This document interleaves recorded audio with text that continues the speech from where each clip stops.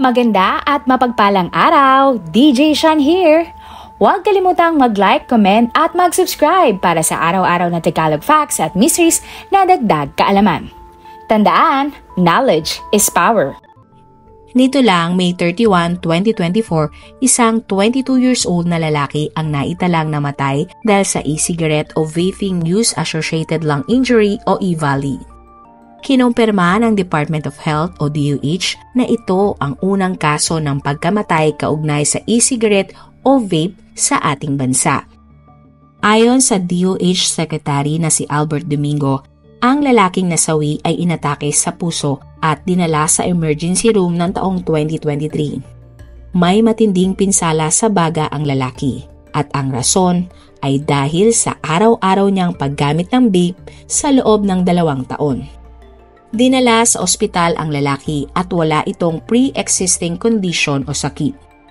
Base sa isinagawang pag-aaral ng isang respirologist na si Dr. Margarita Isabel Fernandez at ng iba pa niyang mga kasamahan sa Philippine General Hospital o PGH, wala silang nakitang ibang dahilan ng atake sa puso ng lalaki maliban sa araw-araw na pagbe-vape niya sa loob ng nakaraang 2 taon. Ayon sa hospital records, bago mamatay ay 2 araw nang nakakaramdam ng matinding pagkahingal ang lalaki, makaraan ang isang sports activity. Nakaramdam din siya ng matinding pananakit ng dibdib, labis na pagpapawis at pananakit ng katawan. Bukod doon, 1 linggo na siyang may matinding ubo, lagnat at pagsusuka. Nakita nila na 2 arteries o ugat sa puso ng lalaki ang nabarahan. Ang baga naman niya ay nagdikit-dikit. Dagdag pa ng pag-aaral, hindi naninigarilyo, umiinom ng alak o gumagamit ng bawal na gamot ang lalaki. Wala din siyang impeksyon o hindi rin nagkaroon ng COVID ang pasyente. Sa ngayon, kasama ang lalaking namatay sa 6 na naitalang kaso ng EVALI o e-cigarette o vaping use-associated lung injury sa Pilipinas. At sa kasamang palad nga, siya ang unang namatay dahil sa pagbe-vape. Mayroon pa daw isang bagong kaso ang naitala sa Alabang, Muntinlupa na 22 years old din. Pero ito ay dating naninigarilyo na bago lumipat sa vaping. May isa ding kaso na naitala sa Central Visayas na 16 years old pa lamang. Pero sabay niyang ginagamit ang yosi at vape. Ano nga ba ang EVALI? Ang EVALI o e-cigarette or vaping use-associated lung injury ay isang malala at masamang sakit sa baga dahil sa paggamit ng e-cigarette o vape. Para masabi nga kung may sakit na EVALI ang isang tao, ay dapat nagve-vape siya ng hindi bababa sa 90 days o 3 buwan. Walang comorbidities o kasabay na sakit katulad ng diabetes, hypertension, sakit sa puso. Wala din dapat metabolic conditions at bakterya, viral o fungal infection. Hindi naman lahat daw ng may EVALI o nagkakaroon nito ay nasasawi. Pero kung maswerteng mabuhay o gumaling sa sakit, napakalaki ng tsansa na mahirapan sa paghinga o madaling mapagod kahit na simpleng ehersisyo lamang. Dahil nga sinisira ng vape ang baga at nagdudulot ito ng pagkabara sa mga ugat sa puso o arteries. Iba pang mga kaso. Sa Amerika, ayon sa pinakahuling datos, mayroon na silang mahigit 2,800 na kaso ng EVALI at mahigit 68 na ang namamatay dahil sa pagbe-vape. Taong 2019, may naitala nga na 50 years old na babae ang namatay dahil sa pagbe-vape.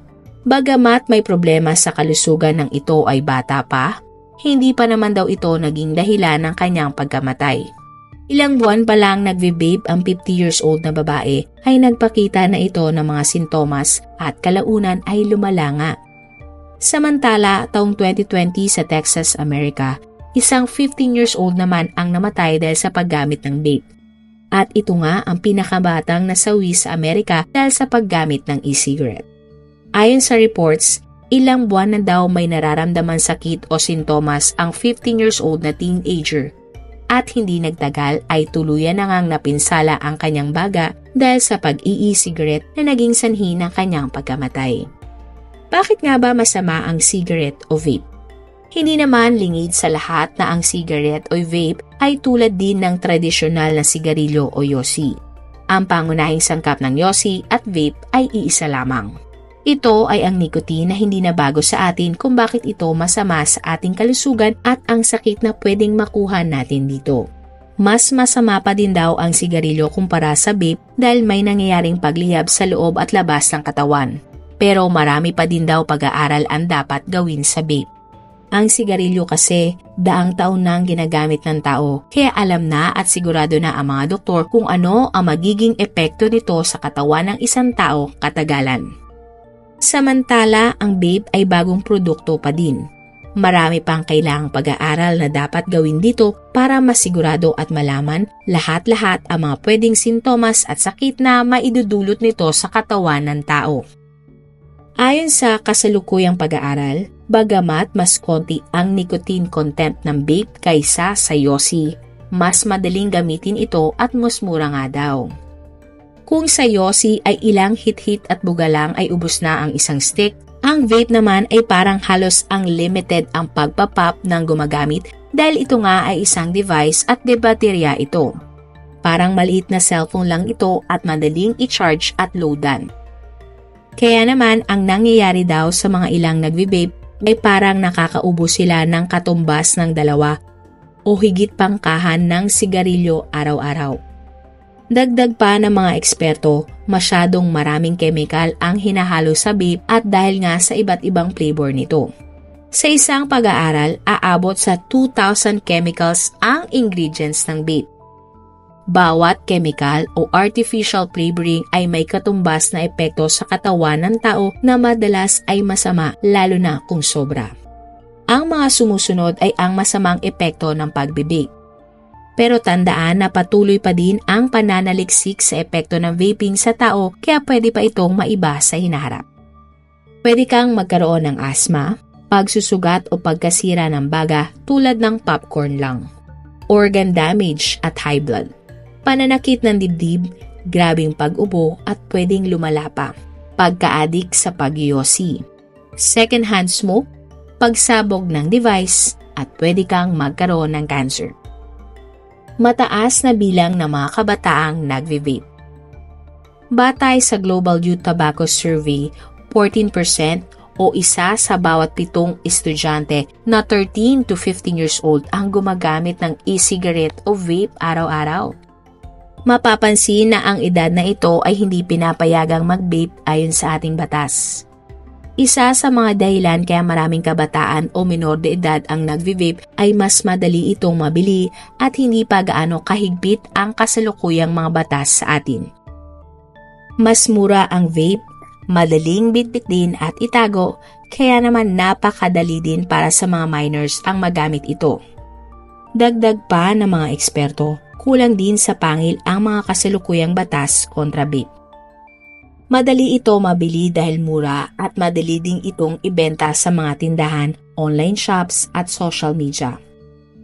Mahirap para sa mga otoridad na hulihin ang mga tao o tindahan na nagbebenta ng vape sa minors. Kaya sigaw ng mga doktor at magulang ay taasan ang age limit sa mga pwedeng bumili ng vape. Higpitan ang pagbibigay ng mga permit sa mga tindahan na nagtitinda ng vape at pulisin itong mabuti. Huwag din daw payagan ang pagtitinda at paggawa ng flavor vapes dahil bukod sa masama ito sa kalusugan ay lalong naiengganyo at naa-addict ang mga kabataan na subukan ang vape dahil may lasa ito na parang candy lamang. Nababahala na nga ang mga eksperto dahil sa murang edad pa lamang ay na-expose na sa adiksyon ang mga kabataan. Paano tumigil sa pagbe-vape? Ang mga sumusunod ay ilan lang sa mga payo ng eksperto kung paano tumigil sa pagkalulong sa vape at pagyosi. Una, magkaroon ng self-discipline. Pangalawa, humingi ng tulong sa pamilya at mga kaibigan. Iwasan ang tukso o mga sitwasyon o lugar na maaaring maghimok sa iyo mag-vape tulad ng mga tindahan at bars. Kumain ng masustansyang pagkain. Mag-ehersisyo, yoga o meditation. Tandaan na magkakaroon ng withdrawal symptoms pero ito ay normal at panandalian lamang. Ibig sabihin ay mawawala din agad kaya tibayang loob o kaya humingi ng tulong sa mga doktor kung ano ang pwedeng gawin para hindi mahirapan. Iwasang matukso o gumaya sa mga kaibigan o kakilala na gumagamit din ng vape. Sa uli, kahit anong banta o payo ng mga eksperto hinggil sa paggamit ng vape, ang bawat isa sa atin ay may sariling desisyon at gustong gawin sa buhay. Tayo po ay nagbibigay lang ng kaalaman at paalala sa masasamang epekto ng paninigarilyo at vape. Nasa sa atin na po kung isasaalang-alang natin ang mga impormasyon na ito ay baliwalain. Tandaan, importante po ang kalusugan hindi lamang po sa ating mga sarili kundi para na din po sa mga mahal natin sa buhay. Marami pong salamat sa inyong panonood. Meron ba kayong mga kwento na gusto nyong i-share sa ating mga manonood? O kung may personal po kayong kwento na gusto nyong i-feature sa ating channel, i-comment down below nyo lang ang inyong mga suggestions. Salamat sa pagsuporta nyo sa aming mga channel. God bless everyone!